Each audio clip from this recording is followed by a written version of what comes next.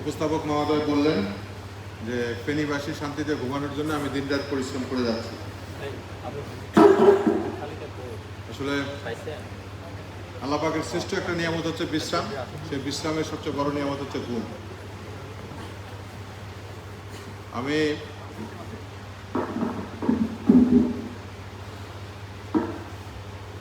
আজকের এই ইমাম সম্মেলন যাদের সামনে জেলা প্রশাসক এবং নির্বাচনের কার্যক্রমের সাথে যারা দায়িত্বে নিয়োজিত এবং ইসলামিক ফাউন্ডেশন তাদের আয়োজনে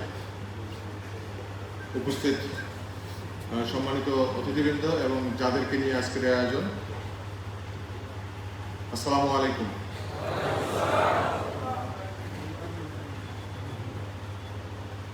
যারা সমাজকে নেতৃত্ব দেন, যারা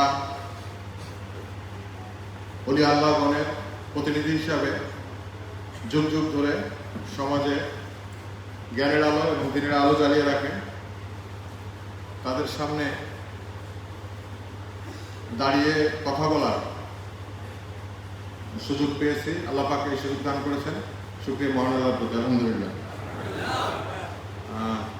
ছোটবেলা থেকে আমরা দেখে এসেছি যে আমার বাড়ি একটা প্রত্যন্ত গ্রামে আমাদের যিনি ইমাম সাহেব ছিলেন, হুজুর ছিলেন, তিনি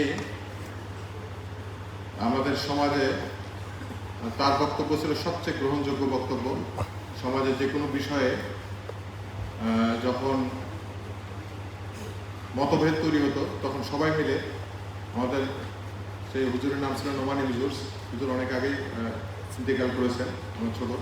আমরা দেখতাম সবাই নোমানি হুজুরের কাছে যেত। নোমানি হুজুর যে একটা ফয়সালা দিতেন, সবাই সেটা মাথা পিঠে গ্রহণ করে নিতেন।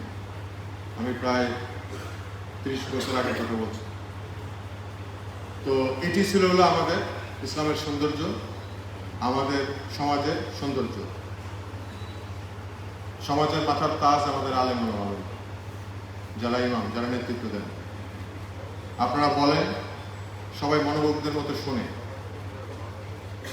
আপনাদের বক্তব্য শুনে সে হৃদয়ে ধারণ করে সেই অনুযায়ী জীবনে চলার পথে আমরা সবাই এগিয়ে যাই। তো এটি হচ্ছে হলো এই যে নেতৃত্বের প্রতি আনুগত্য, এটি হচ্ছে ইসলামের অন্যতম একটি নির্দেশনা। তো আপনারা যেহেতু নেতৃত্ব দেন সমাজে, আপনার বক্তব্য দিয়ে, আপনার জ্ঞান গরিমা দিয়ে সমাজের মানুষকে আপনি চলার পথে তার ভুল ত্রুটি শুধরে দেওয়ার যে সুযোগ, এটি আপনার হাতে, আপনার বক্তব্যের মাধ্যমে এটি আসে। তো আমরা চাইব রাষ্ট্রের পক্ষে, আমরা যেহেতু এই রাষ্ট্রে, এই দেশের, এই সমাজের নাগরিক, আমাদের নাগরিক হিসেবে কিছু দায়িত্ব পালন করতে হয়। তার অন্যতম একটি হচ্ছে যে আমাদের নির্বাচন, এবং নির্বাচনে প্রতিনিধি নির্বাচন, তারপরে সরকার নির্বাচন, তারপরে রাষ্ট্র পরিচালনা। তো আগামী 12 তারিখে আপনারা সবাই জানেন যে ইতিমধ্যে জাতীয় সংসদ নির্বাচনের প্রস্তুতি নেওয়া হয়ে গেছে, এবং পাশাপাশি একই সাথে গণভোটেরও একটি প্রস্তুতি নেওয়া হয়ে গেছে রাষ্ট্রের পক্ষ থেকে, নির্বাচন কমিশনের পক্ষ থেকে। এবং সেই অনুযায়ী জেলা প্রশাসন এবং আমাদের পুলিশ সহ অন্যান্য আইন শৃঙ্খলা বাহিনী, আমরা সকলেই চেষ্টা করছি যেন একটি সুষ্ঠু, নিরাপদ এবং পক্ষপাতহীন একটি নির্বাচন এবং স্বচ্ছ একটি নির্বাচন মানুষকে উপহার দিতে, এবং এই নির্বাচনে যারা অংশগ্রহণ করবেন এবং এই নির্বাচনে যারা তাদের মূল্যবান মতামতটি প্রদান করবেন, তাদের নিরাপত্তার জন্য আমরা সামগ্রিক ব্যবস্থা গ্রহণ করেছি। তো এখন আপনাদের সাথে তাহলে আমাদের এই মানে এই যে আজকের যে সম্মেলন, আপনাদের কাছে আমরা কি মেসেজ দিতে চাই? যেহেতু আপনার কথা অনেকে শোনেন, জুম্মায় আপনি কথা বলেন, মজলিসে আপনি কথা বলেন, আপনি কথা বললে মানুষ আপনার কথা শোনেন, আপনার কথা বোঝার চেষ্টা করেন। সুতরাং আপনি আমাদের জন্য একটি অন্যতম মুখপাত্র। তো এই মুখপাত্র হিসাবে আজকে আপনারা সবাই এখানে এসেছেন, অনেকে আছেন যে আপনারা যখন বলবেন তখন এই ভোটের বিষয়টি, এটি যে তার নাগরিক অধিকার, এটি ন্যায়িত তার যা মানে সে কাকে প্রার্থী হিসেবে কাকে ভোট দিবেন বা দিবেন না এটি একান্তই তার যোগ্য। তিনি যেন ভোটে যেন আসেন, তিনি যেন বোধ করেন তিনি নিরাপদ।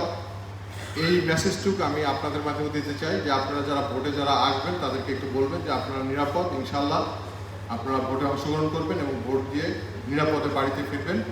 এটার জন্য চেষ্টা প্রচেষ্টা নিয়ে আমরা মানে জেলা প্রশাসন বা রাষ্ট্রের পক্ষে সরকারের পক্ষে গ্রহণ করা হয়েছে।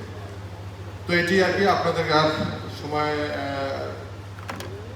ক্ষেপণ না করি, ইনশাল্লাহ আল্লাহ চাইলে আবার দেখা হবে।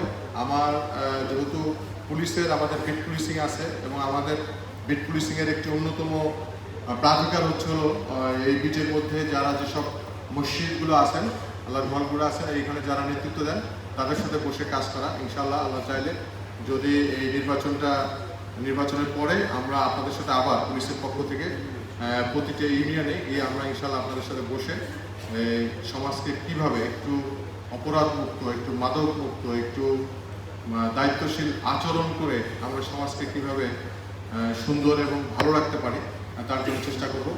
তো আপনারা সবাই ভালো থাকবেন।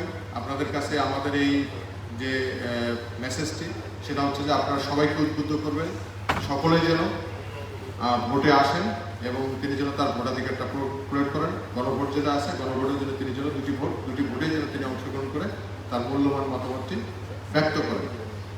তো আপনারা সবাই ভালো থাকবেন। আপনাদের কাছে দোয়া চাই যেন